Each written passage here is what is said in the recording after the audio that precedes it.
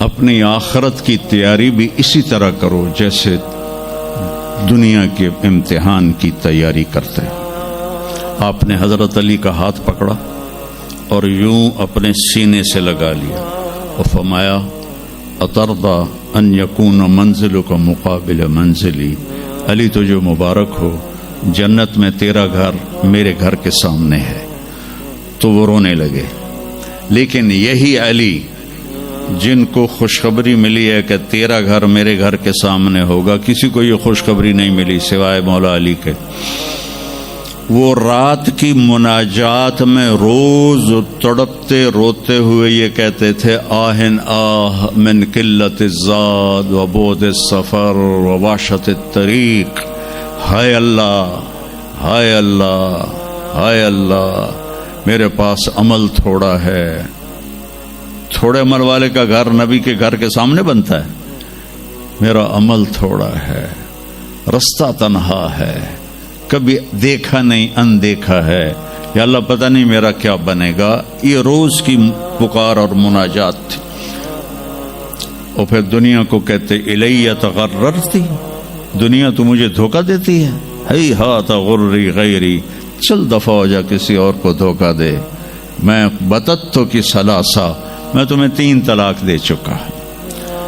تو جن لوگوں نے آخرت کو بنا لیا وہ کامیاب ہیں، اور جن لوگوں نے آخرت کو نہ بنایا تو وہ کچھ بچے ہڈ بلوں کی ویسی نام لے لیے ہیں، سیر کے لیے گئے کشتی کی، تو وہ کہنے لگے ملاح سے چاچا تنو کیمسٹری آمدی ہے؟ کہ پتر اج ہی نہ سنیا کی ہوندی ہے، تینوں پتہ نہیں ایسی سپیریئر یونیورسٹی دے سپیریئر لڑکے آئے، سانو ساری کیمسٹری دا پتہ۔ دوسرے نے پوچھا چاچا تو فزکس پڑھی ہے؟ کہ میرا بچہ میں تو اج ہی نہ سنے، ساری حیاتیہ بیڑی بھائی ہے۔ کہ چاچا تیری ادھی زندگی چلی گئی، ادھی زندگی ختم ہو گئی، سانو ایک اسی سپیریئر دے سپیریئر بچے، ساڑا برائٹ فیوچر۔ اتنے چھک موج آئی تے کشتی ہوئی ڈاواں ڈول۔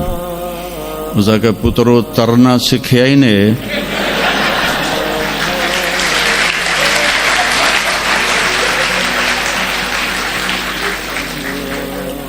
وہ آکھن لگے کوئی نہیں سکھیا، سوئمنگ پول کوئی نہیں سپیریئر ہے۔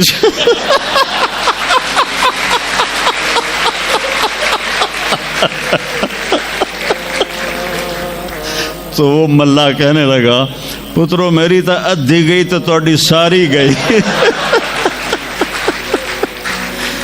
تو میرے بچوں، مرتے وقت ایسا نہ ہو کہ تم کہہ رہے ہو ساری برباد ہوگی۔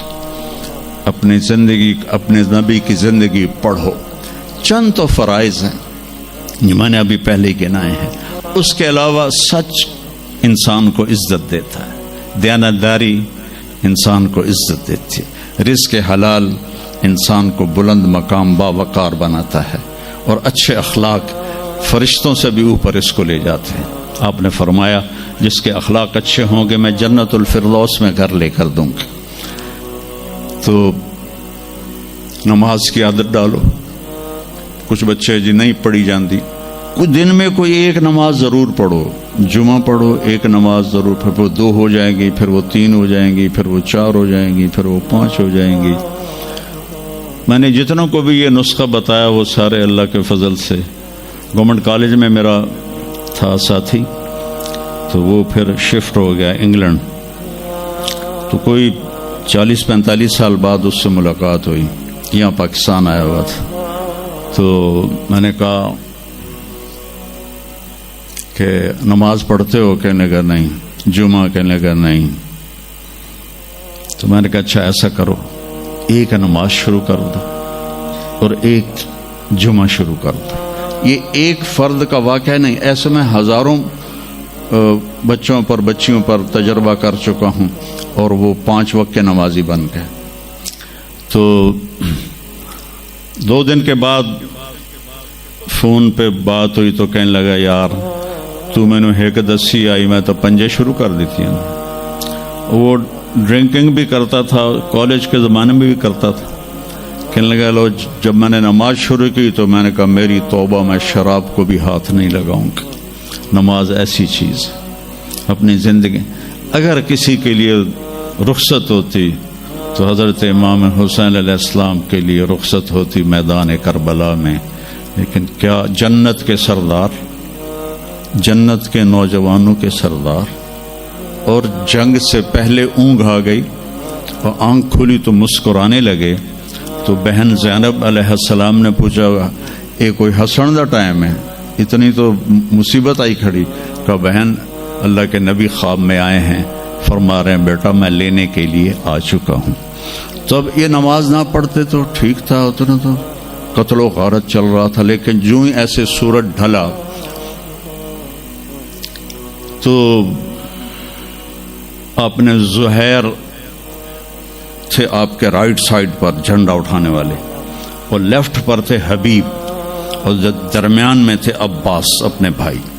تو آپ نے زہیر کو بلایا, کہا یہ شمر سے کہو تھوڑی دیر رک جاؤ میں نماز پڑھ لوں. تو زہیر نے شمر سے کہا, تو شمر نے کہا ہم جنگ نہیں روکیں گے, ہم سر اڑائیں گے. تو انہوں نے واپس آ کر کہا جی وہ انہوں نے جنگ روکنے سے انکار کر دیا ہے. اللہ کی قسم اب ان کے لیے کھلی اجازت تھی کہ یہ چھوڑ دیں اور سر کٹا دیں. لیکن آپ نے فرمایا سر کٹ سکتا ہے, نماز نہیں چھوڑ سکتی. آپ نے کہا آدھے لڑو آدھے نماز پڑھو. تو آدھوں کو جنگ پہ لگایا, آدھوں نے نماز پڑھی. پھر ان آدھوں کو جنگ پہ لگایا اور جو جنگ پر تھے ان کو نماز پڑھوائی. سب کو ظہر کی نماز پڑھوائی, اور عصر سے پہلے سب کے سر کٹ کے نیزوں پہ چڑھ چکے تھے. وہاں 1445 سال میں ایک واقعہ ہے جہاں نماز کی رخصت نظر آتی ہے. لیکن میرے نبی کے نواسے نے ایک مثال قائم کی, پوری امت کو وہ ایک پیغام دیا کہ زیر خنجر بھی یہ پیغام سنایا ہم نے, نماز نہ چھوڑو. کبھی قضا ہو جائے تو رات کو سونے سے پہلے قضا دے کے سویا کرو.